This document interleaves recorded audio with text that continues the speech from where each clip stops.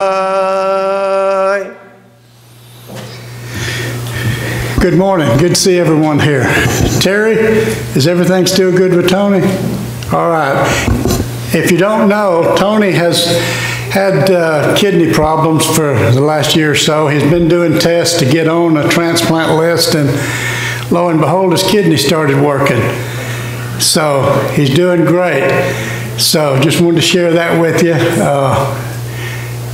Answered prayer. So thank you. I want to talk a little bit this morning about singing, specifically about singing and worship.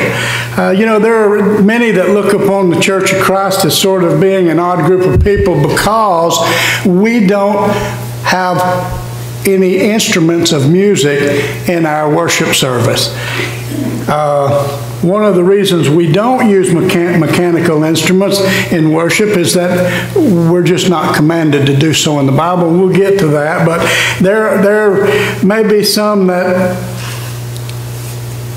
don't use mechanical instruments today in worship, but I think they're very few and very far between. But early on in the denominational world of religious organizations, there was big conflict about the use of mechanical instruments in worship and in singing. And going back many, many years, a fellow named John Wesley, who was the founder of the Methodists, said that mechanical instruments may be okay as long as they weren't seen or they were out of sight. And that's just sort of trying to hide something that you really want to do, isn't it, or what they chose to do. But another fellow named Charles Spurgeon, who was noted to be a great Baptist preacher in London, would not allow any type of musical instrument of any kind to be used during their worship service.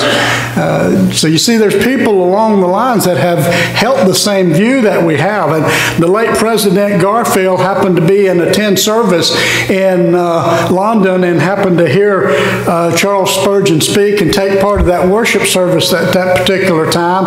And later on, he said that no one can say that music cannot be made by properly just singing. And I think that once you do that and once you hear that, you have the same